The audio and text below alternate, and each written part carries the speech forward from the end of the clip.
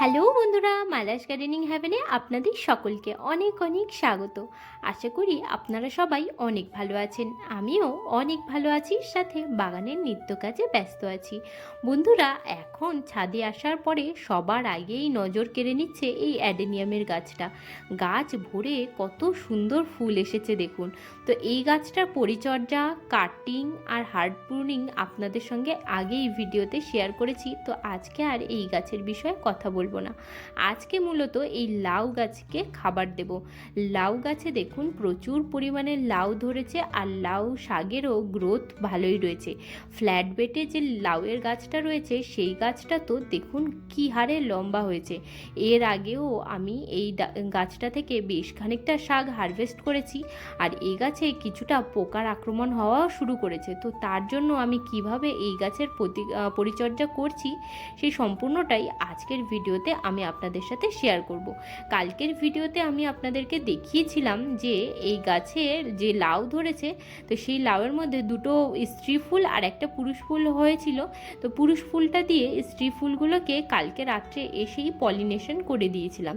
এইগুলো নয়, এটা হচ্ছে আগেই বার হয়ে গেছিলো যখন আমি বাপের বাড়িতে ছিলাম। তো এখন দেখুন এই যে লাউটা দেখতে পাচ্ছেন, এটাকেই আমি কালকে পলিনেট করেছি। তো এটা দেখুন নিচের দিকে চলে এসেছে। আর এখানে দেখুন আরও একটা লাউ রয়েছে, সেটাকেও কালকেই পলিনেশন করেছি। তো নিচের দিকে ঝুঁকে গেছে। তো যখনই গাছের লাউয়ে পলিনেশন সাকসেসফুল হয় তখনই কিন্তু ওই বোটা থেকে লাউটা নিচের দিকে বেঁকে যায়, তখনই বুঝতে হবে যে পলিনেশন হয়ে গেছে, ওই লাউটা গাছে ধরবে। আর আজকে করব কিছুটা হারভেস্টিং বলতে কিছুটা কুমড়ো শাক হারভেস্ট করব, কিছুটা এই দেখুন গাছের মধ্যে যে হয়েছে লঙ্কা, আর এদিকে হয়েছে কিছু টমেটো একদমই গাছে পেকে দেখুন কত সুন্দর লাল হয়ে গেছে। এগুলোকে আজকে হারভেস্ট করে নেব। এখানে ছিল 3টে লঙ্কা গাছ, গাছগুলোর দেখুন কত সুন্দর গ্রোথ হয়েছে। আর এদিকে রয়েছে ওপরে এই চন্দ্রমল্লিকা ফুলের গাছ।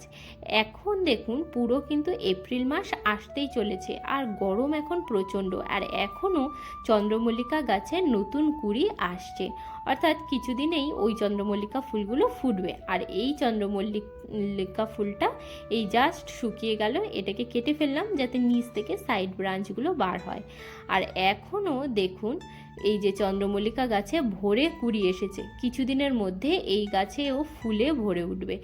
এই গরমের মধ্যেও চন্দ্রমল্লিকা ফুল যে ফুটতে পারে সেটা কিন্তু আমি একদমই ভেবে উঠতে পারি না, আর যে এটা হওয়া যে সম্ভব সেটা আমি বুঝে উঠতে পারি না। তো চলুন কথা না বাড়িয়ে আজকের কাজ শুরু করা যাক। এখানে দেখুন গাছের গোড়াতে দুটো সূর্যমুখী ফুলের গাছও রয়েছে। আর এদিকে খাবার দেব বলে আমি এখানে নিয়ে এসেছি ভাতের মাড়, চাল ধোয়া জল, কিছুটা পরিমাণে চা পাতা মানে টি ব্যাগ, আর কিছুটা সবজির খোসা, আর রয়েছে 1 বছর পুরনো গোবর সার। এগুলোই আজকে গাছে প্রয়োগ করব।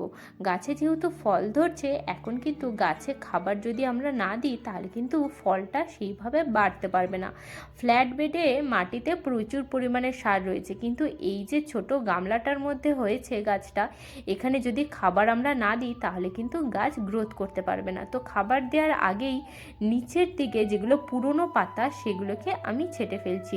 এগুলো কিন্তু সময় সময় ছেঁটে ফেলা জরুরি, কারণ শুকনো পাতা গাছ নিজেই নষ্ট করে ফেলে।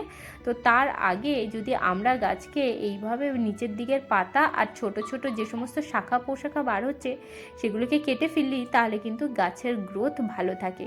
তো দেখুন গাছে যেহেতু আমি সার প্রয়োগ করব, সেহেতু কিছুদিন আগে অর্থাৎ 2 দিন আগে থেকেই গাছে জল দেয়া একদমই বন্ধ করে দিয়েছি। তবুও মাটিতে যেহেতু প্রচুর পরিমাণে খড় প্রয়োগ করেছিলাম, মাটিটা দেখুন ফ্লাফি রয়েছে, আর মাটির নিচের দিকটা এখনও সিক্ত রয়েছে। তো আপনারাও যখন গাছে খাবার প্রয়োগ করবেন তার ঠিক 2 দিন আগে থেকে কিন্তু গাছে জল দেওয়া বন্ধ করে দেবেন, তাতে খাবারটা কিন্তু খুব ভালোভাবে গাছ শোষণ করতে পারে।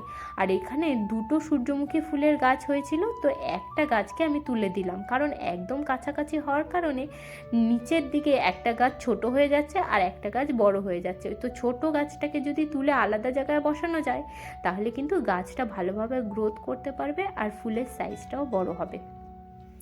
তো একটা সূর্যমুখীর গাছকে আমি এই লাউ শাকের গাছের মধ্যেই রেখে দিলাম। আর এবার দেখুন যে সবজির খোসাগুলো আমি নিয়ে এসেছিলাম সেগুলোকে গাছের ধার বরাবর দিয়ে দিচ্ছি। আগেই কিন্তু মাটিগুলোকে খুঁড়ে গাছের গোড়ার দিকে একদম নিয়ে এসেছি মাঝখানে। এখন সাইড দিয়ে যে পরিমাণে সবজির খোসা নিয়ে এসেছিলাম সেগুলোকে সবই দিয়ে দিচ্ছি। আর আমি আমার বাড়িতে যে টি ব্যাগ ইউজ করা হয় সেগুলোকেও নিয়ে চলে এসেছি।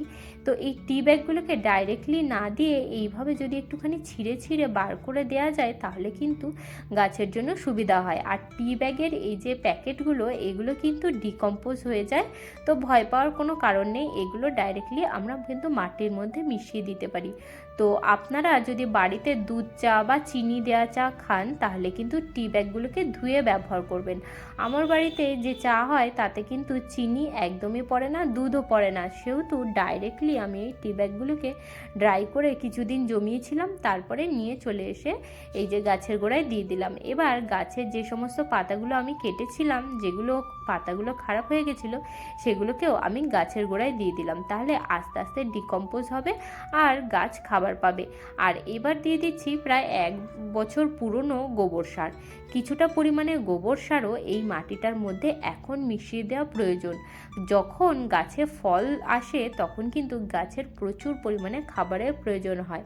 মূলত নাইট্রোজেন, পটাশিয়াম, ফসফরাস এই সমস্ত খাবারগুলো গাছের ফলের বৃদ্ধিতে সাহায্য করে। তার জন্য আপনারা এই সময় গোবর সার, কম্পোস্ট, ভার্মি কম্পোস্ট বা কিচেন কম্পোস্ট গাছের গোড়ায় অবশ্যই ঠিক 10 দিন পর পর দিতে থাকবেন। আমি মূলত লিকুইড ফার্টিলাইজার হিসেবে সরিষার খোল পচা জল ব্যবহার করি।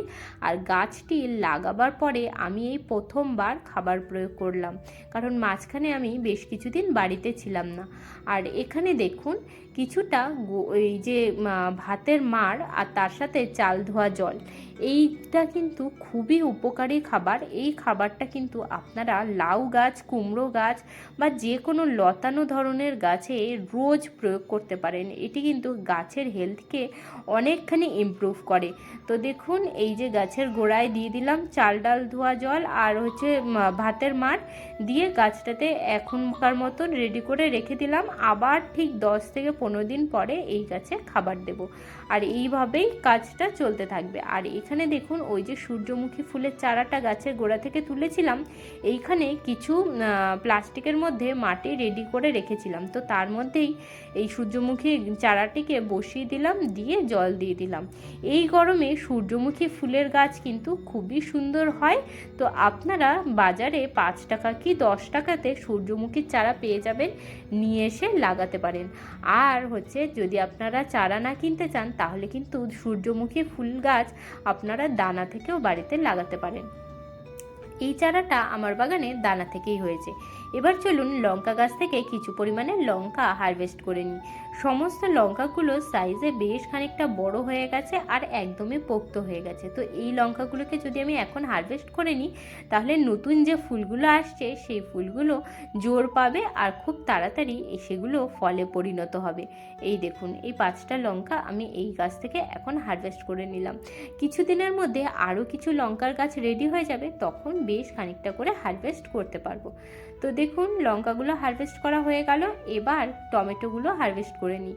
এই দেখুন বেশ কিছু টমেটো একদম পেকে লাল হয়ে গেছে। এই সমস্ত টমেটোগুলোকে আজকে আমি তুলে নেব, তাহলে পরে যে ছোট ছোট টমেটোগুলো আছে সেগুলো জোর পাবে আর একটুখানি বড় হবে আর পেকেও যাবে। গাছে এখনও প্রচুর পরিমাণে টমেটো রয়েছে। আর এদিকে ফ্ল্যাট বেডেও টমেটো গাছে কিছু টমেটো ধরেছে, সেগুলোকেও এখন চলুন হারভেস্ট করে নিই। আর এইদিকে দেখুন কুমড়ো শাক কিন্তু প্রচুর ধরেছে। কুমড়ো শাক আজকে বেশ খানিকটা হারভেস্ট করে নেব। এই দেখুন এদিকে কুমড়ো শাকের এই একটা গাছ, আর এখানে আরও একটা গাছ রয়েছে, আর এদিকে রয়েছে আরও 2টো গাছ। যে কোনো শাকের গাছ, লাউ শাক, কুমড়ো শাক, যত ডগা কাটা যায় তত কিন্তু ডগার ফ্যাক বার হয় আর প্রচুর পরিমাণে ডগা তৈরি হয়।